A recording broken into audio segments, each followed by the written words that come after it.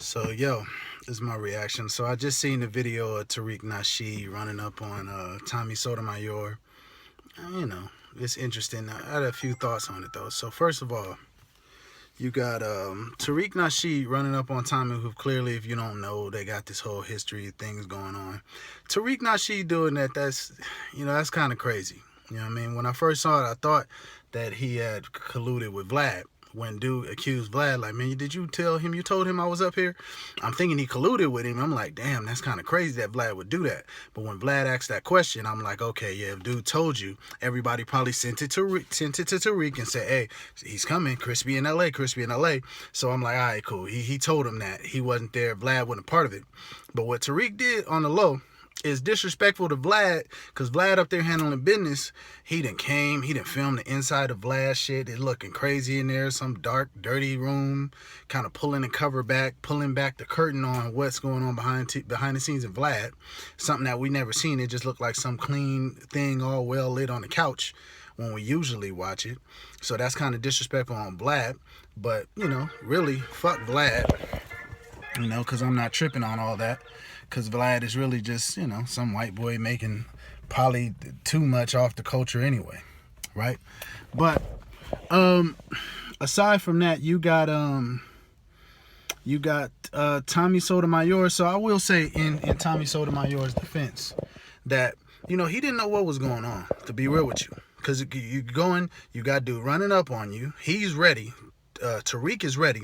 Tommy don't know what's going on. So you got somebody running up on you. You looking around. You thinking Vlad done set it up. So you like, damn, if Vlad set it up, I mean, what's about to happen? What's about to pop off? So you really, I don't know. At first, I'll give him some wiggle room, because at first, when you ain't assessed the situation, you don't really know what's going on. If you put yourself in Tommy's shoes, there's no correct, exact way to respond to that. But like after he kind of done figure what's going on, and then you got this nigga still in your face, then he calling you a bitch while he's in your face. I don't know. You listen, and then you stood up. You at least could have pushed this dude off you or something. You know what I mean? That looked kind of crazy.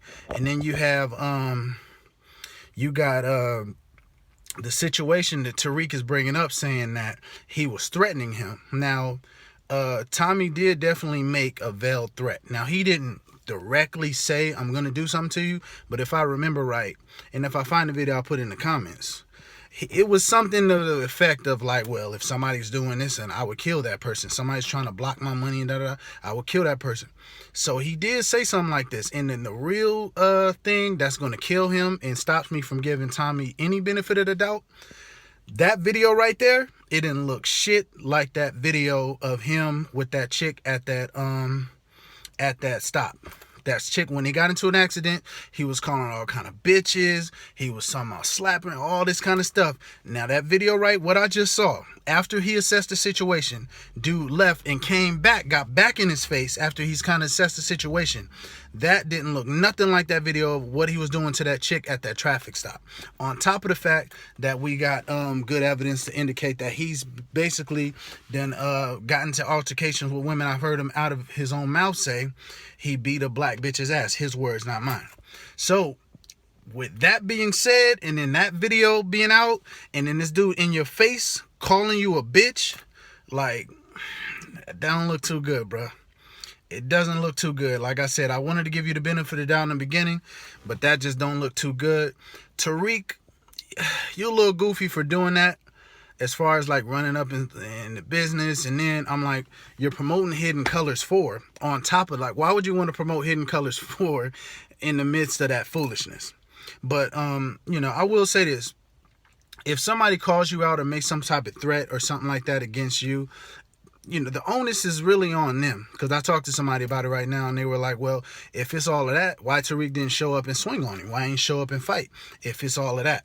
But the thing is, the way I see it, if somebody makes a threat against you or says they want to do something to you, it's not necessarily your job to do what they threaten to do to you.